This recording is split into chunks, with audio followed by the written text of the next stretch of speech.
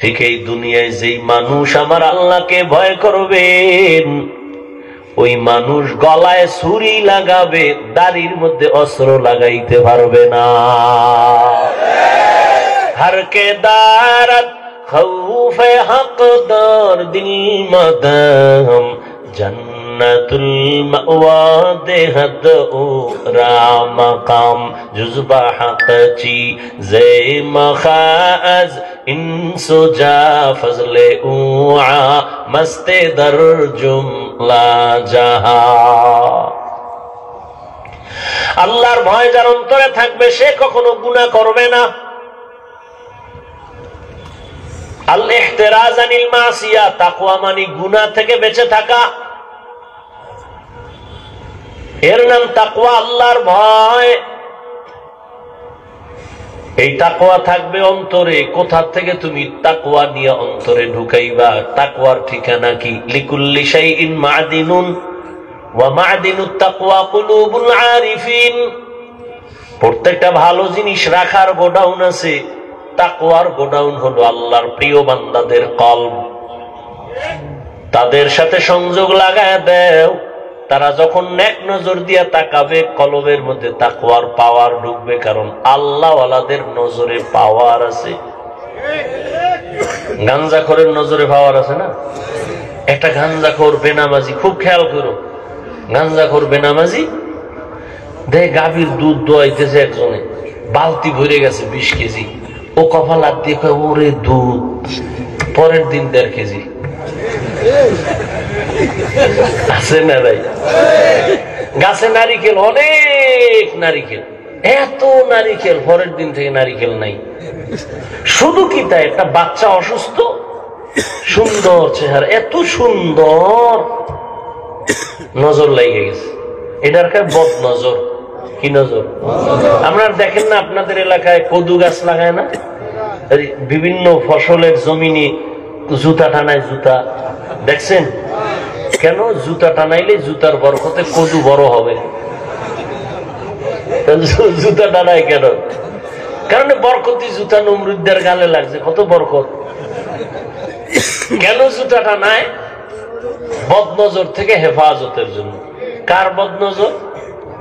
বেআমলওয়ালা গাঞ্জাখোর বেনামাজি। আচ্ছা, একটা বেনামাজি গাঞ্জাখোরের চোখের নজর লাগলে, একটা বাচ্চার মধ্যে যদি রিয়াকশন হয়, তাহলে একজন তাহাজ্জুদওয়ালা, জিকির করনেওয়ালা, তাকওয়াওয়ালা নেক নজর দিলে কেন অ্যাকশন হবে না? হবে না?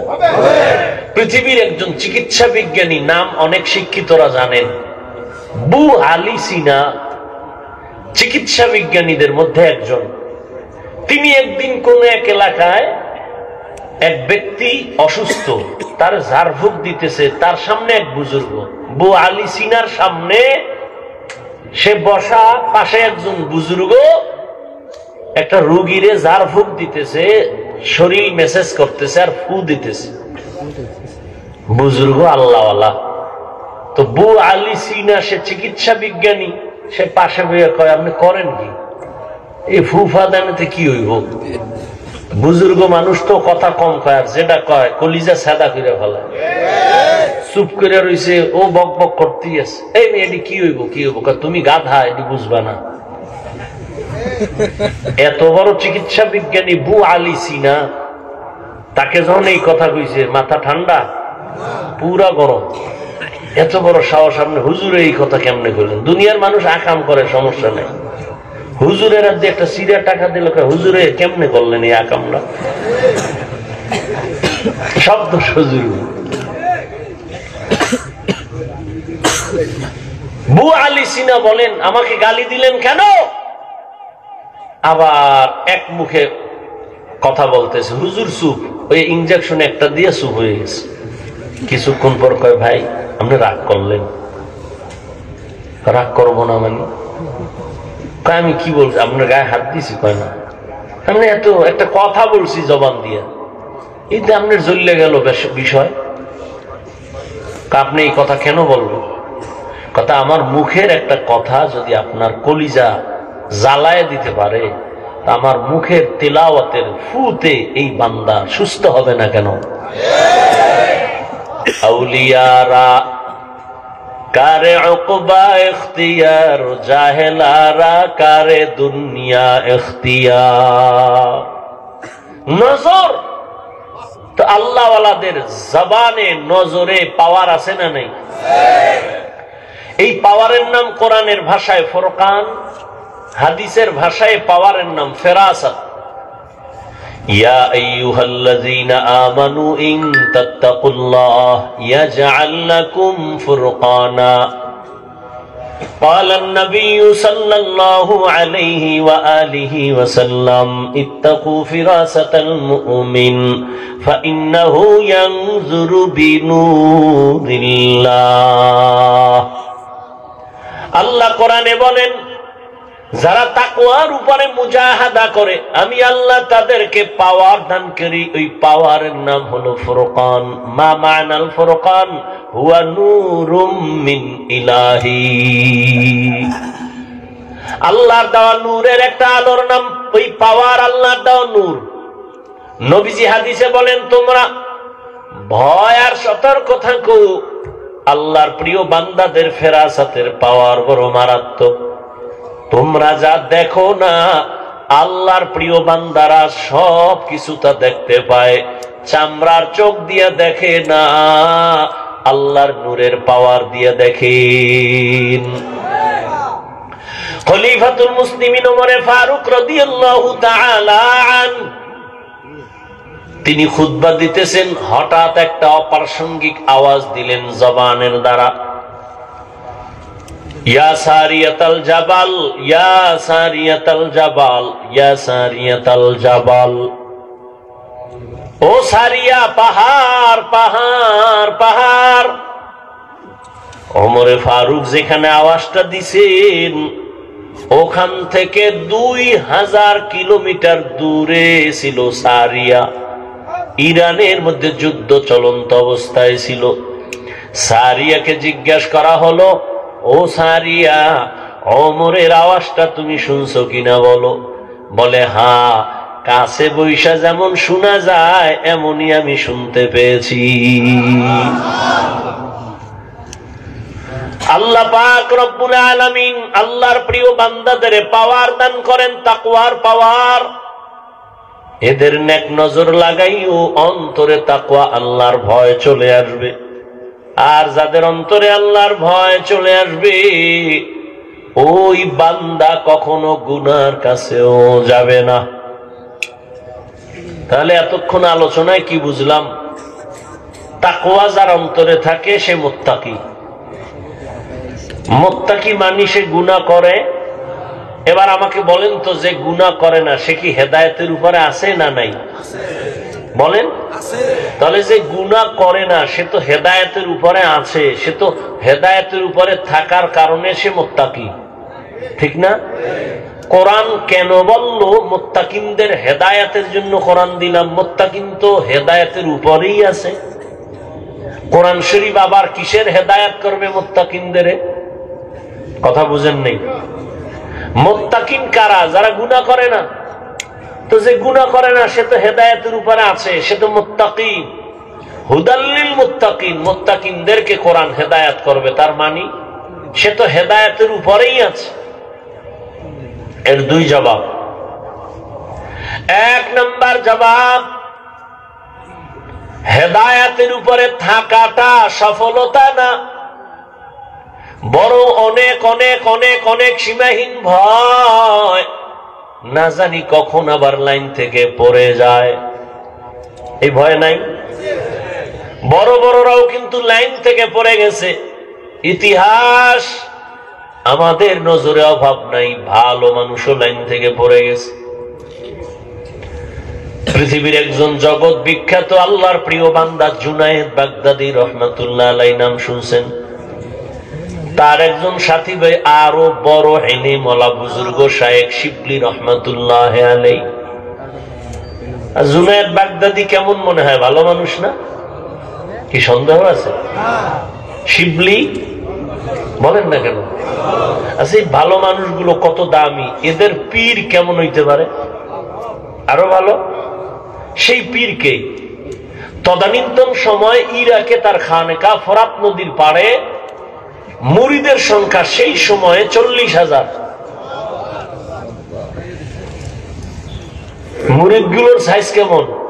দাড়ি কেমন না, সুদখোর, ঘুষখোর। জুনায়েদ বাগদাদি তার মুরিদ। এই জুনায়েদ বাগদাদির পীর,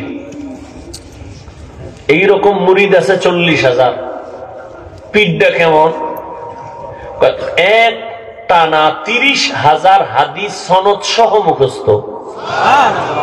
কয় হাজার? যেই লোকটা 30,000 হাদিসের হাফেজ, কি মনে হয় সে কোরআনের হাফেজ না? বলেন না কেন? এত বড় একজন আল্লাহওয়ালা, নাম হলো আবু আব্দুল্লাহ আন্দলুসি রাহমাতুল্লাহ আলাইহি। এই বান্দা, ইতিহাস আমি বলবো না, এক পর্যায়ে গিয়া সে লাইনচ্যুত হয়ে গেছিল। জুনায়েদ বাগদাদির কাফেলা, শায়েখ শিবলির কাফেলা কান্না করে করে দীর্ঘ 1 বছর পরে আবার আল্লাহ ফিরাই দিছে। কেমন লাইনচ্যুত হয়েছিল? 24 ঘন্টা পাগড়ি মাথায়, এডি ফালাইয়া প্যান্ট শার্ট টাই লাগাইয়া মাথায় ক্যাপ লাগাইছে খ্রিস্টানে। বিস্তারিত ঘটনা বলার সময় নাই। তাহলে মুত্তাকিনরা তো হেদায়েতের উপরে আছে, তবে ভয় কখন যেন লাইনচ্যুত হয়ে যায় বলা যায় না। আল্লাহ কয়, আমি আল্লাহ মুত্তাকিনদের কোরআন দিলাম হেদায়েতের জন্য, তার মানে আমি তাকে মজবুতির মাকাম দান করব, ইস্তেকামতের মাকাম দান করব। সে যেন আমার কুদরতের চাদরে আটকায় থাকে, কখনো হেদায়েত থেকে লাইনচ্যুত হয়ে না যায়। আমি হেদায়েতের চাদরে আটকায় দিব, সে লাইনচ্যুত হবে না, ইস্তেকামতের মাকাম দান করব। আল ইস্তেকামাতু খায়রুম মিন আলফি কারামা। ইস্তেকামত এত দামি সম্পদ যে খাঁটি আল্লাহওয়ালার হাজারো কারামত থেকে দামি। এজন্য নবীজি বারবার আল্লাহর কাছে ওই হেদায়েত চাইতেন, কি যে হেদায়েত মুস্তাকিম। আল্লাহুম্মা ইহদিনাস সিরাতাল মুস্তাকিম। ও আল্লাহ, এমন হেদায়েত দাও যে হেদায়েতের মধ্যে দৃঢ়তা আছে, স্থিরতা আছে, লাইনচ্যুত হওয়ার ভয় নাই, এমন হেদায়েত দাও আল্লাহ। এই অর্থে বলেন, আমি মুত্তাকিনদেরকে হেদায়েত দিয়ে কোরআন পাঠাইলাম। আর এক তরজমা হলো, আল্লাহ মুত্তাকিনদের হেদায়েতের জন্য কোরআন অবতীর্ণ করেছেন, তার মানে আমি আল্লাহ আমার কুদরতি জিম্মায় মুত্তাকিনদেরকে বিনা হিসাবে জান্নাতে পৌঁছায় দিব। আতিনা ফি দারে দুনিয়া না হাসান, আতিনা ফি দারে উকবানা হাসান, ইয়া গিয়াসাল মুস্তাগীসিন ইহদিনা লিফতিখারা বিল উলুমি ওয়াল গিনা। হর গরিবে নেকো তু তৈয়ার হ্যায়, जो न मांगे उससे तू बेजार है। মুত্তাকিনদের দাম অনেক আল্লাহর কাছে বেশি। ইন্না আকরামাকুম ইনদাল্লাহি আতকাকুম। আল্লাহর কাছে দামি ওই বান্দা বান্দি যে সব থেকে বেশি আল্লাহকে ভয় করে, গুনাহ করে না। আল্লাহর ভয়ের অর্থ জীবন যাবে, গুনাহ ইচ্ছা করে করবে না। যদি ভুলেও গুনাহ হয়, তওবা করতেও দেরি করবে না। আর এই মাকামটা অর্জন করার জন্য খাঁটি আল্লাহওয়ালার নেক নজর না থাকলে সম্ভব হবে না। আল্লাহর প্রিয় বান্দাদের নেক নজর অন্তরের মধ্যে ঢুকাও। আল্লাহওয়ালাদের নজর যত লাগবে তত পাওয়ার, তত পাওয়ার, তত পাওয়ার। পাক ভারত উপমহাদেশের মধ্যে সব থেকে বড় একজন বুজুর্গ আলেম, আল্লাহওয়ালা, হাকিমুল উম্মত, উম্মতের রুহানি ডাক্তার, মুজাদ্দিদুল মিল্লাত শাহ আশরাফ আলী ফারুকী থানভী, তিনি বলেন, আমার ক্লাসের সাথী ভাইরা আমাকে একদিন প্রশ্ন করলো, ও আশরাফ আলী ভাই, তুমিও বুখারী পড়ছো, আমরাও বুখারী পড়েছি, তুমিও মুসলিম তিরমিজি পড়েছো, আমরাও পড়েছি, তুমি যেই যে কিতাব পড়ে মাওলানা হয়েছো, ওই কিতাব আমিও পড়ে মাওলানা হয়েছি, কিন্তু অন্তরে ভয়, প্রশ্ন দোলা দেয়, জবাব পাই না। তোমার কাছে এত মানুষ, এত আলেম ওলামা লাইনে দাঁড়ায়, তোমার পেছনে লোক আর লোক সিরিয়াল দিয়া দেখা করে, একই কিতাব পড়ে তুমিও মাওলানা আমিও মাওলানা, আমাদের কাছে কোনো মানুষ তো একবারও আসে না দোয়ার জন্য। হাকিমুল উম্মত কত সুন্দর জবাব দিলেন, তোমরা করো কুতুববিনী আর আমি আশরাফ আলী করি কুতুববিনী। মানে তোমরা দেখো কিতাব আর আমি দেখি কুতুব। আরো সহজ, তোমরা দেখো কিতাব আর আমি দেখি কিতাবওয়ালা। আমি দেখি কিতাবওয়ালা কুতুব, আমি কুতুবদের দেখি আর নেক নজর লাগাই। তাদের নেক নজর যত লাগবে ততই পাওয়ার বেড়ে যাবে। আল্লাহওয়ালাদের সাথে নেক নজর লাগাইয়া হৃদয়টাকে ভরপুর করিও। কয়দিন আর দুনিয়ার বাহাদুরি করো মা। এরে যুবক, হায়াত আর কয়দিন? চোখের সামনে শুধু যুবকের লাশ আর লাশ আর লাশ। গাড়ির নিচে লাশ, পানির নিচে লাশ, ঘুমের বিছানায় লাশ, করোনায় কত লাশ, ডেঙ্গুর মহামারীর কত লাশ, ছাত্র জনতার বৈষম্য বিরোধী আন্দোলনে কত লাশ। ও আল্লাহর বান্দা, আজকে তোমার এত বয়ান কেন করতে হবে? তাবলীগওয়ালাদের মেহনত চলে, পীর মাশায়েখের মেহনত চলে, বক্তাদের মেহনত চলে, এত বয়ান এত বয়ান এত বয়ান, এরপরেও কেন নামাজ নাই, রোজা নাই, পর্দা নাই, দাড়ি নাই, টুপি নাই? রে যুবক, কার পেছনে পইরা কোন স্বার্থে দাড়ি রাখো না বলো? কার পেছনে ঘুরে কি পাওয়ার আশায় নামাজ ছাড়ছো বলো? আমি বলে যাই, লিখে রাখ, যার পেছনে ঘুরো এরা সব চান্দাবাজ আর ধান্দাবাজ। যার পেছনে ঘুরতেছে না সব চান্দাবাজ আর ধান্দাবাজ, কেউ তোর আপন না। অসুস্থ হয়ে এক সপ্তাহ বিছানায় পইড়া থাক, তোর খবর আর নিবে না। স্বার্থে আঘাত দিলে দেখবি দল থেকে নাম কাটবে না, কল্লা কেটে ফেলবে। এর নাম সোনার বাংলার রাজনীতি। ওই চান্দা বাজার ধান্দাবাজ, চান্দা দিবি শান্তি, চান্দা দিবি না তোরে সাইজ করে ফেলবে। অতএব যার পিছনে ঘুরা দাড়ি কাটছো, নামাজ ছাড়ছো, কেউ তোর আপন না। আল্লাহর জাতের কসম, এই জমিনে তোর কলিজার আপন নিঃস্বার্থ একমাত্র উলামায়ে কেরাম। ছাত্র জনতার বৈষম্য বিরোধী আন্দোলনে কই ছিল তোর নেতা? উলামায়ে কেরাম ছাত্রদের নিয়ে জান বাজি রেখা ময়দানে আন্দোলনে নেমেছিল। ক্ষমতার চেয়ার দখলের জন্য নামে নাই। যদি তাই হইতো উপদেষ্টাদের নামাইয়া হুজুরেরা আন্দোলন করত আমগো বসা। কেউ হুজুর কিছু বলে নাই, তবে বলছে আমরা এই জাতি নিয়ে মাথা ঘামাই, এই জাতির জুলুম থেকে বাঁচাইছি, আবার জুলুম করবি, আবার আন্দোলন হবে। ওলামায়ে কেরাম এই জাতিকে নিয়ে যে ভাবনাটা ভাবে, আল্লাহর কসম এই ভাবনা কেউ ভাবে না। সবাই তার চেয়ার নিয়ে ভাবে, দল নিয়ে ভাবে।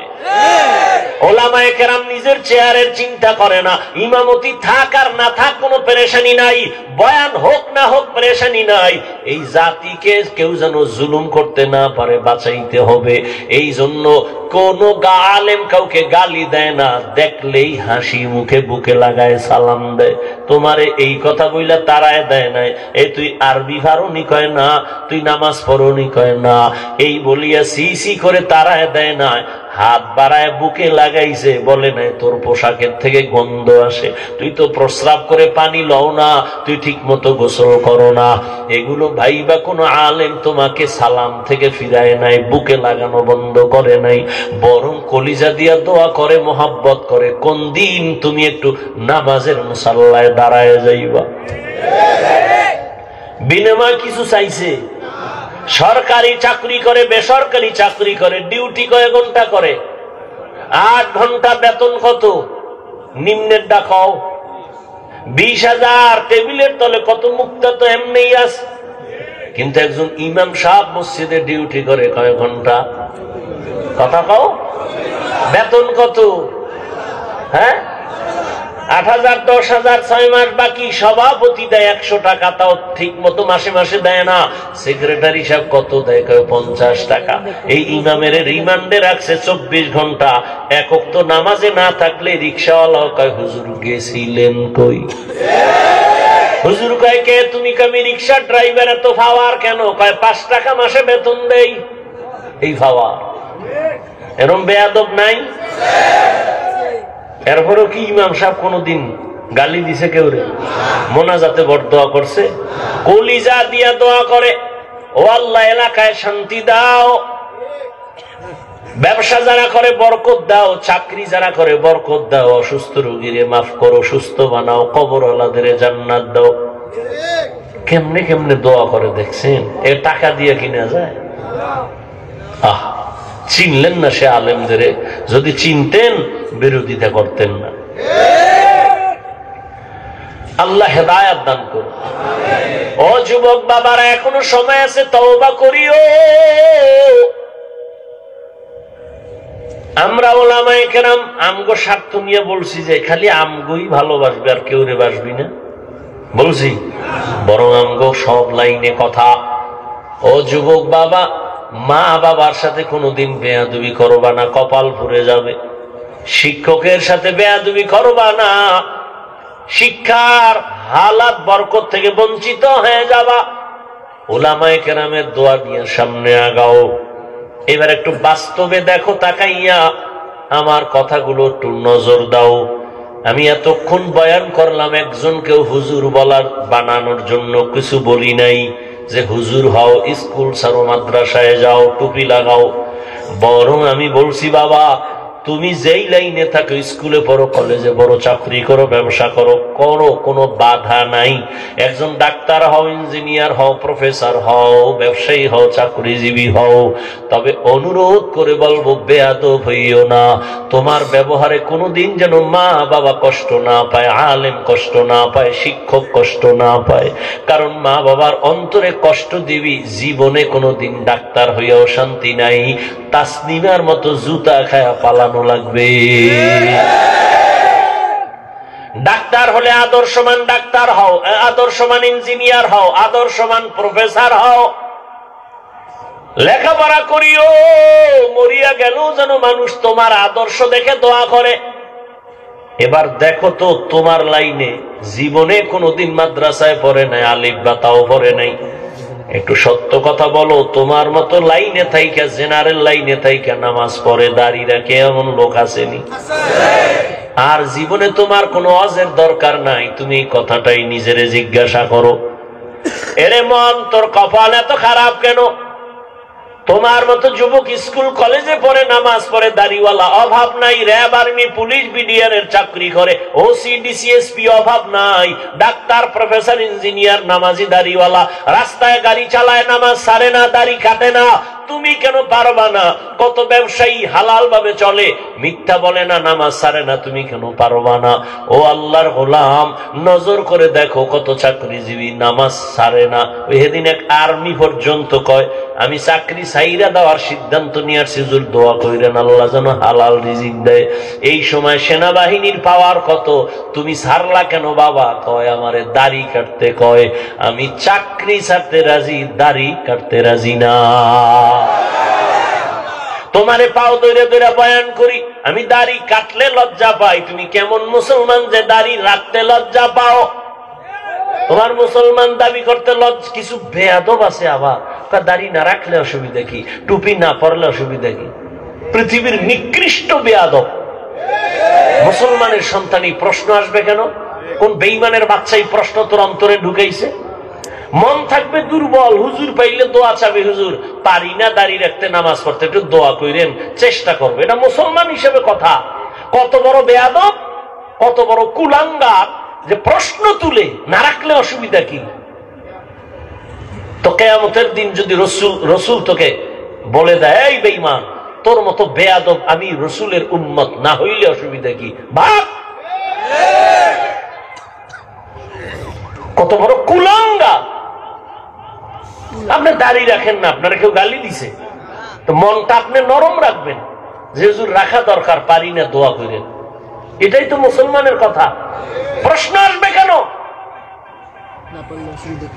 না রাখলে অসুবিধা কি? এটা কি তোমার বাবার কোন সম্পদ? মন চাইলে রাখবা, মন চাইলে রাখবা না।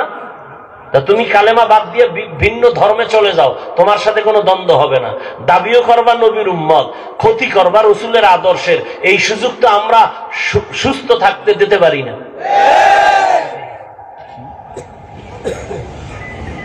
অন্যায় করো, দুর্বল থাকো, দোয়া চাও, মা বাবার দোয়া নাও, শিক্ষকের দোয়া নাও। জেনারেল লাইনে তোমার মতো হাজারো বান্দা আছে, দাড়িওয়ালা নামাজি। ঢাকা কলেজে যাও, জাহাঙ্গীরনগরে যাও, কলেজের ছেলে পাগড়িওয়ালা, দাড়িওয়ালা, পিছন থেকে তাকাইলে মনে হয় মসজিদের কোন ক্ষতি। কেউ তোমার এই রং কেন? আলেমের নেক নজর লাগছে, তো রং পাল্টায় গেছে। উলামায়ে কেরামের নেক নজর নিয়ে এখনো সময় আছে, সামনে আগাও। আবারও বলে গেলাম, ডাক্তার হইও, তবে আদর্শবান ডাক্তার হইও। মা বাবারে কষ্ট দিও না, শিক্ষকের সাথে বেয়াদবি করিও না, উলামায়ে কেরামের বিরোধিতা করে নিজের জীবনটাকে নষ্ট করিও না রে বাবা। এখনো সময় আছে, তওবা করে নাও। তবে এটাও সত্য, শুরুতেই বলেছিলাম, নবীরে দেখছে 13 বছর, কালেমা পড়ে নাই, আর নবীরে জবাই করতে এসে কালেমা পড়ছে, এর নাম কফাল। এখানে আবু জাহালওয়ালা কিছু মানুষের অন্তর পাথরের মতো শক্ত, কোনো বয়ানে দিল নরম হবে না, বরং বাইরে গিয়ে আরো সমালোচনা কইরা কপালটারে আরো ঘুরবে।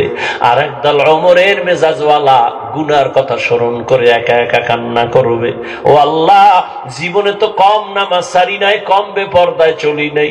ও আল্লাহ, জীবনে গোপনে কত রাত্র মোবাইল সামনে নিয়ে কবিরা গুনাহ করেছি। ও যুবক, দুইটা পা ধইরা তোমার কাছে আমি জিজ্ঞাসা করতে চাই, জীবনে তো কম দাড়ি কামাও নাই, বলো আর কতবার দাড়ি কাটলে তোমার মনের আশা মিটবে, তারপরে তওবা করবা? আর কতবার পার্কে পার্কে ঘুরলে তোমার মনের আশা পূরণ হবে, তারপরে তওবা করবা? জীবনে আর কত রাত্র মোবাইলে গুনাহ করার পরে তোমার মনের আশা মিটবে, তারপরে তওবা করবা? জীবনে আর কত মেয়ের চরিত্রের উপরে হামলা করার পরে তোমার মনের আশা মিটবে, তারপরে তুমি তওবা করবা? তোমার হায়াত আছে কয়দিন জানো? কত যুবক ঘরের বিছানায় দরজা বন্ধ করে ঘুমায় গেছে, সকালবেলা মা ডাকছে, বাবা ওঠো নাস্তা করো, দেখে দরজা খুলে না, মা চিৎকার দিয়ে বলে সন্তান আর জিন্দা নাই। ঠিকই দরজা ভেঙ্গে দেখে সন্তান এক ঘুমে চির ঘুম হয়ে গেছে। সকালবেলা সন্তান বলে, আম্মু বাইক লইয়া যাইতেছি, একটু ওই চনপাড়া বাজারে যাইতেছি, আমার এক বন্ধুর সাথে দেখা করার জন্য, আসবি কখন? কয় 1 ঘন্টা পরে। 3 ঘন্টা পরে টেলিফোন আসছে, মা টেলিফোন ধইরা কয়, কই বাবা? কয় বাবাকে। তুমি কে? বলে এই মোবাইলওয়ালার মা। বাবার কাছে দাও। বাবারে ধইরা কয়, তাড়াতাড়ি কইয়াছো, ছেলের লাশটা তাড়াতাড়ি নিয়ে যাও। গাড়ির সাথে ধাক্কা লাইগা তোমার সন্তান রাস্তার পাশে, বাইক ধ্বংস হয়ে গেছে, সন্তানও মরে গেছে। এমন হয় না? এরে যুবক বাবা, কয়দিন আজকে তুমি এখানে সুস্থ তাজা, আগামীকাল তুমি কবরের যাত্রী হতে পারো, পারো না? এই ভয় নিয়ে যদি রাতের বেলা ঘুমাও, যে ঘুমের মধ্যে যদি আজরাইল আসে, এই চিন্তা কইরা যদি ঘুমাইতি, কানের মধ্যে গানের তার লাগায় ঘুমাইতে পারতি না। আজরাইল আইসা যদি দেখে তোর কানের ভেতরে গানের তার লাগানো, একটু চিন্তা করো, মুসলমান হিসাবে আমার আল্লাহর কাছে কি জবাব দিবা? ও যুবক, আমিও তো তোমার মতো প্যান্ট শার্ট টাই পরে যদি দাড়ি কেটে রাস্তায় ঘুরতাম, কেউ আমারে বাধা দিত না রে বাবা। কিন্তু এত কষ্ট, এত গালি, এত বিরোধিতার পরে কেন এই লাইন ছাড়ি না? আল্লাহর কোরআন সত্য, গুনাহগারের জন্য জাহান্নাম তাও সত্য, নেক আমলওয়ালার জন্য জান্নাত। ও আল্লাহর বান্দা, আমরা নবীর আদর্শ মানার কারণে সম্মান তো কমে নাই। ও যুবক, এখনো সময় আছে, তওবা করো। পর্দার আড়ালের মা বোনেরা, আপনাদের মতো ধন্য কে আছে? আপনারা সাহাবায়ে কেরামদের মায়ের মতো দামি মা। আম্বিয়া কেরামদের মায়ের মতো দামি মা। আপনারা তো আয়েশা রাদিয়াল্লাহু আনহার মতো দামি নারী, ফাতেমা রাদিয়াল্লাহু আনহার মতো দামি নারী, খাদিজা রাদিয়াল্লাহু আনহার মতো দামি নারী, ইসমাইল নবীর মা হাজেরা আলাইহিস সালামের মতো দামি নারী, ঈসা নবীর মা মারিয়াম আলাইহিস সালামের মতো দামি নারী। আরে আম্মা জান, এই জমিনে এক নিকৃষ্ট বেঈমান ফেরাউন, জানেননি তার নাম? এই বেঈমান ফেরাউনের স্ত্রীর নামটা কি জানেন? আরে আম্মা জানেরা, এত বড় বেঈমান ফেরাউন মিশরের চেয়ারে বসে আল্লাহর বিরুদ্ধে গিয়া নিজের খোদা দাবি করলো, অথচ তার ঘরে তার আপন স্ত্রীর পাওয়ার কত। কিন্তু সব কিছু লাত্তি মেরে ওই আসিয়া আল্লাহর পেয়ারা বান্দি হয়ে জান্নাতি হলো। নবীজি বলেন, কিয়ামতের দিন জান্নাতে আসিয়ার সাথে আমার বিবাহের ব্যবস্থা হয়ে যাবে। আরে আম্মা জানেরা, আপনার স্বামী তো ফেরাউনের মতো খারাপ না। আপনি কি পারতেন না নামাজ পড়ে আপনার স্বামীর জন্য দোয়া করতেন? ও আল্লাহ, আমার স্বামী দিন নাই রাত নাই কষ্ট করে নিজের শান্তির জন্য না, যত কামাই রুজি করে সব আমাদের শান্তির জন্যই করে। ও আল্লাহ, তুমি হেফাজত করো, কামাইতে বরকত দান করো। স্বামী ঘরে আসলে সালাম দিতেন, আর নামাজের জন্য বলতেন, নামাজ পড়ার জন্য। আর যদি বলতেন, স্বামী আমার মা বাবার মোহাব্বত বাদ দিয়া তোমার সংসারে চলে আসছি, খেয়ে থাকলেও আসি না খেয়েও থাকলে আসি, তবে তোমার কাছে আমার জীবনের দাবি। হারাম টাকা ঘরে ঢুকাইবা না, অবৈধ মাল ঘরে আনবা না, কারণ অবৈধ মাল দিয়া রক্ত নাপাক করব না, সন্তানের রক্ত নাপাক করতে দিব না। আম্মা জান যদি স্বামীরে বুঝাইতেন, কোন স্বামী হারাম টাকা ঘরে নিতে পারত না, হারাম মাল ঘরে ঢুকাইতে পারত না। কারণ হারাম টাকার খানা যদি সন্তান খায়, ওই সন্তান কোনোদিন মা বাবার কোনো উপকারে আসবে না, খেদমত করবে না।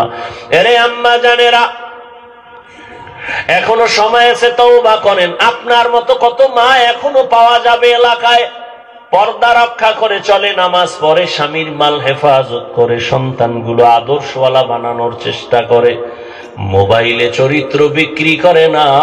এরে আম্মা জান, আপনি কেন পারবেন না? এখনো সময় আছে, তওবা করেন। বৃদ্ধ বাবাজি, আপনার মতো কত বুড়ারা মসজিদে গিয়ে নামাজ আদায় করে, আপনি কেন পারবেন না? এখন থেকে তওবা করেন। ও যুবক বাবা, ওই মা বাবার দোয়া নিয়া, উলামায়ে কেরামের পরামর্শ নিয়া, নবীর তরিকা মেনে শিক্ষকের দোয়া নিয়া চলবা। আর দাড়ি কাটবা না, বেপরদায় চলবা না, মা বাবারে কষ্ট দিবা না, কোনদিন আর নবীর তরিকার বাইরে চলবা না। স্কুলে কলেজে পড়ো, চাকরি করো, ব্যবসা করো, নামাজ আর ছাড়বা না। তওবা করার মতো যদি কারো অন্তর তৈরি হয়, মুনাফিকি না থাকে, খাঁটি তওবার নিয়ত যাদের আছে, দুটো হাত আল্লাহকে দেখাইয়া দাও। আয় আল্লাহ, হাতগুলো কবুল করে নেন, তওবা কবুল করে নেন। তওবার উপরে মজবুত হইয়া চলার মতো তৌফিক দান করেন, আমিন।